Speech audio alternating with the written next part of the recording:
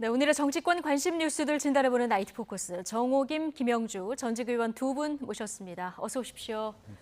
안녕하십니까?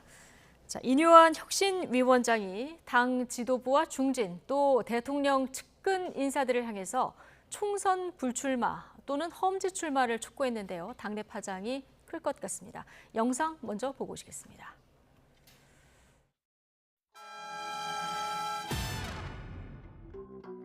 당 지도부 및 중진, 대통령과 가까이 지내는 의원들은 총선 불출마를 선언하거나 수도권 지역에 어려운 곳에 와서 출마하는 것을 강력히 요구합니다. 나 떨고 있냐? 정식적인 논의기구와 절차를 통해서 종합적으로 검토하도록 하겠습니다. 예. 들이 희생해야 한다라는 큰 입장에서 반갑습니다. 또 나중에 답변 드리죠, 한꺼번에.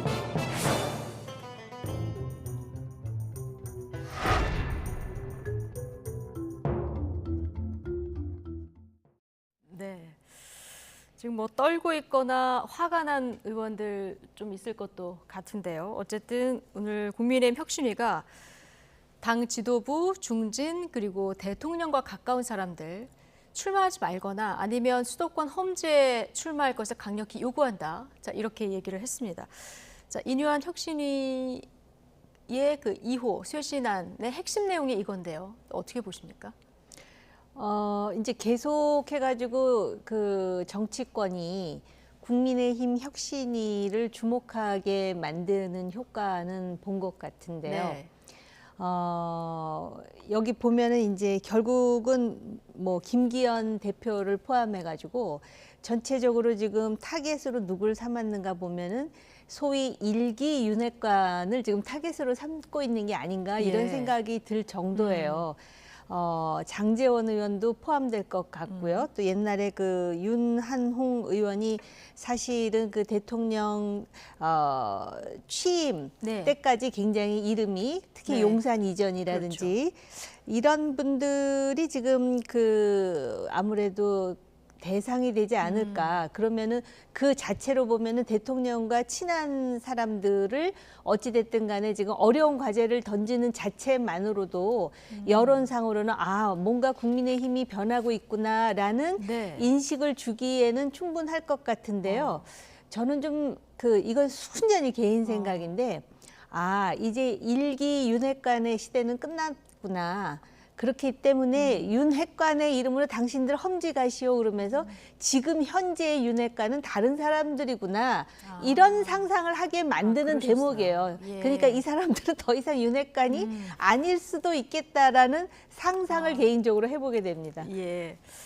그러니까 지금 이기 윤핵관은 윤핵관이 누구냐면은 이기 윤핵관에게 네. 자리를 좀 비워줘야 되는 상상을 해보셨다. 이철규 인재영입위원장을 중심으로 해서 네. 새로운 이기 윤핵관이 지금 이미 구성된 건가? 아, 이건 순전히 제 개인 생각이에요. 뇌피셜로 말씀해 주셨습니다. 자, 당초 그 동일 지역구 삼선초가 연임 금지가 포함될까 관심이었는데 이건 빠졌는데 네. 같은 맥락이라고 보면 되겠죠.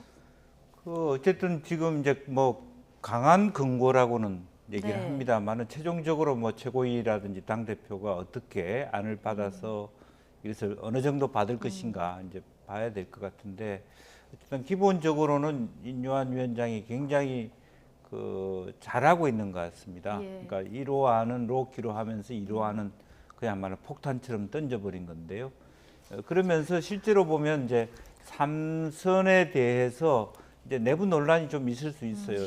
TK, PK는 그 말이 됐는데 수도권 3선의 경우는 경우가 다르거든요. 예. 이제 그렇기 때문에 이제 일반화할 수 있느냐 하는 부분에 대한 미세 조정은 필요하지 않겠냐 네. 이렇게 보여지고 이제 그럼에도 불구하고 큰 틀에서 국민들이 어떤 체감하고 공감하는 또 국민의힘의 변화라고 느껴질 만한 사항은 일단 진척되고 있다 저는 그렇게 보여집니다. 아, 그렇군요. 어쨌든 이게 공식 의결은 아니고 정치적 권고의 의미가 있다. 혁신위원들은 이런 설명을 또 덧붙이기도 네. 했는데요.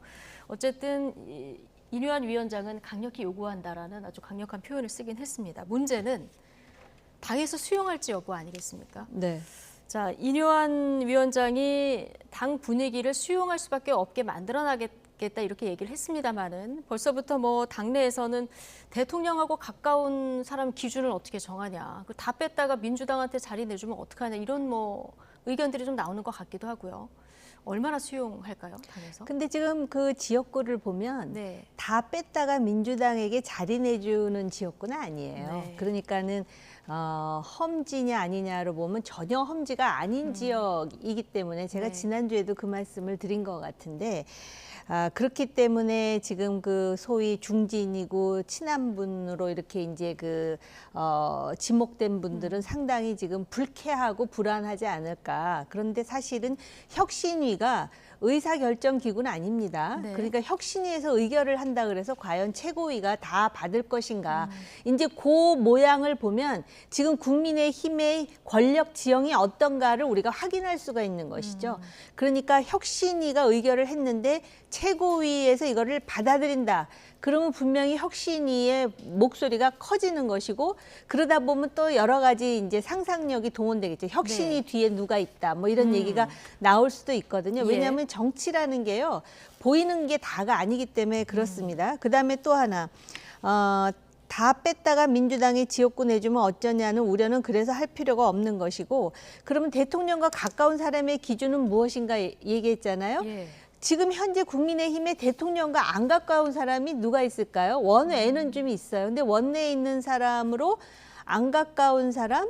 글쎄요, 가끔 쓴소리하는 그 김웅 의원이라든지 예. 또 요새는 쓴소리는 많이 줄어들고 굉장히 완곡하게 정치적 제안을 하는 하태경 의원 정도가 있는데 그런 사람들을 대통령과 가깝다고 하지는 않겠지만 다른 사람들, 대다수의 의원들은 대통령과 가까운 것처럼 보이거든요.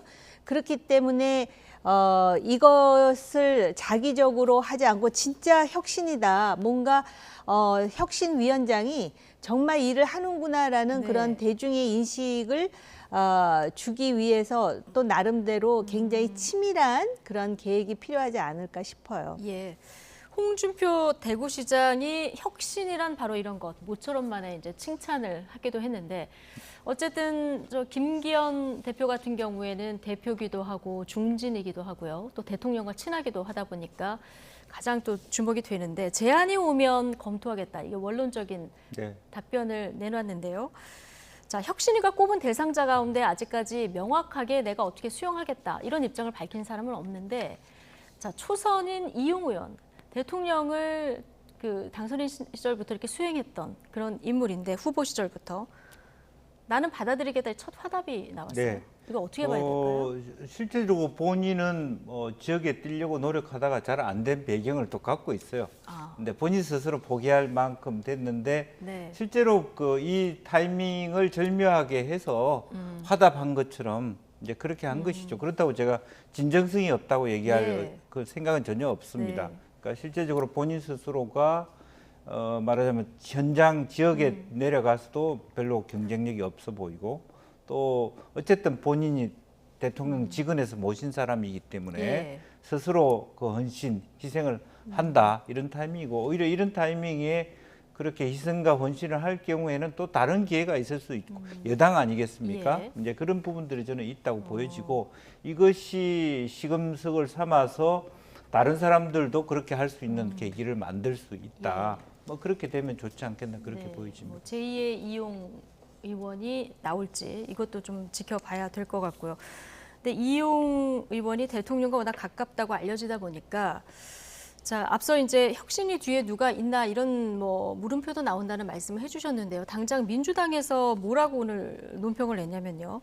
윤핵검 전진 배치를 위해서 영남권 의원들 자리를 비우라는 선전포고다 이런 얘기를 했어요. 이게 만약에 진정한 쇄신책으로 완성이 되려고 하면 일단 수용 여부를 주목해 봐야 되고 두 번째는 비워진 자리에 어떤 분들을 공천하느냐 이것까지 좀 지켜봐야 될 것 같아요. 네, 그거에 대한 경계심이 그 국민의힘 당내에도 있고요. 민주당이 지금 국민의힘에 대해서 그렇게 논평을 할 정도로 여유 있는 당인가? 지금 완전히 친명일색으로 해가지고 지금 그 자체가 여론에도 지금 반영이 되고 있는데 그런 논평을 낼 만큼 민주당이 지금 잘하고 있는가를 좀 스스로 반추할 필요가 있다라는 생각이 들고요. 이용 의원이 그렇게 말했는데 솔직히 대통령하고 친해 보이기는 하나 본인은 내줄 지역구가 없잖아요. 그러니까는 임팩이 있는 사람이 내놔야 돼요. 네. 임팩이 있는 사람. 예를 든다면은 앞서 제가 근데 언급하신 누구라고 말을 하면 그분들이 되게 불쾌해할 것 같아요. 이게 내가 수십 년을 지금 쌓아놓은 지역구인데 이런 얘기를 할 수 있으니까 하여튼 그렇다는 부분이고요. 홍준표 대구시장이 오랜만에 칭찬을 했다 그러는데 막 칭찬하면서 뭐 이제 뭐 이걸 계기로 해서 무슨 뭐 하루살이 메뚜기 다 뭐 어떻게 되고 뭐 이런 얘기까지 하더라고요. 그런데 아마 본인으로서는 이제 김기현 대표도 아마 속으로 생각하고 있을 것이고 차제에 이렇게 해가지고 나 대신에 내가 어차피 중앙 정치에 올라가면 한바탕 손을 보려고 그랬는데 뭐 이런 생각을 하는 것인가 이런 생각이 들 정도로 너무 흥분하시는 게 아닌가 이런 생각도 드는데 아무튼 지금 바로 지금 말씀하신 검사 출신이라든지 또는 대통령실 출신이 이 자리를 메우면 어떡하느냐에 대해서 이뇨한 위원장이 이런 일 있으면 온몸으로 막겠다고 또 이렇게 천명을 하더라고요. 예. 등치도 크니까 온몸으로 한번 막아보시기를 바라겠습니다. 네. 자, 어쨌든 어떤 분들이 여기 이제 혁신위의 요구에 응할지 지켜봐야 되는 대목이고요. 혁신위에서 공식 의결된 2호 안건들, 이제 의결된 안건들을 좀 저희가 그래픽으로 정리해봤는데요. 의원 정수를 한 10% 정도 감축하자, 불체포 특권을 전면 포기하자, 구속이 될 경우에는 세비를 박탈하자, 그리고 선출직 평가 하위 20%는 공천에서 원천 배제하자 뭐 이런 내용들인데 정치권에서 많이 나왔던 내용들이긴 합니다. 특히 그 하위 20% 현역 공천 배제하는 방안 이거 뭐 5명 중에 1명은 이렇게 여기에 들어가는 건데요. 받아들일까요? 뭐 그렇게 할 수 있죠. 그렇게 할 때는 나는 아니겠지. 라고 하는 이제 그런 부분인데 항상 이제 정치권에서 하는 얘기는 공정성 시비일 겁니다.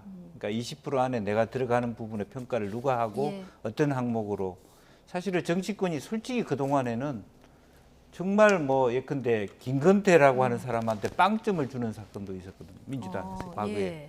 도덕성 빵점 이런 말도 안 되는 평가들이 너무 그동안에 여야가 역사적으로 보면 많았기 때문에 내부 이제 계파 싸움에 들어가면 그렇게 돼 버리는데 20% 다 좋습니다. 그런데 그것을 그 해당되는 사람들이 수긍이 갈 수 있도록 정말 객관적이고 뭐 오픈할 수 있는 정도로 할 수 있느냐. 그렇지 않고 뭐 어차피 찍어낼 사람 정해놓고 20% 줄이는 거 아니냐. 이런 뭐 처음부터 의문이 들 수밖에 없기 때문에 어떤 과정을 할지가 굉장히 뭐 중요하다고 보여지고 뭐 20% 객관적인 평가를 해가지고 20% 만들어내는 거 아예 처음부터 항목부터 대상자부터 해서 공개적으로 하면 오히려 수긍할 수 있지도 않을까 싶습니다. 그리고 나쁜 제도는 저는 아니라고 보여집니다. 객관적이고 공정성만 뭐 담보되면 출석률 그다음에 뭐 그 당 기여도 그다음에 뭐 의원 제출 사실은 제출 건보다는 통과건으로 했으면 더 좋겠고 여러 가지 객관적 항목은 만들 수 있지 않겠나 그렇게 보여지고 이게 지역구에서의 평가 뭐 그런데 그것이 과연 그동안에 우리 여야 모두가 그렇게 솔직하게 객관적으로 공천해 왔는가 이제 그런 문제죠. 자, 오늘 뭐 혁신위 차원에서 의결된 안건도 있고 그리고 권고한 안건도 있는데 일단 당 최고위에서 또 어떻게 받아들이는지 여기까지 지켜봐야 되기 때문에요. 이건 좀 보도록 하고.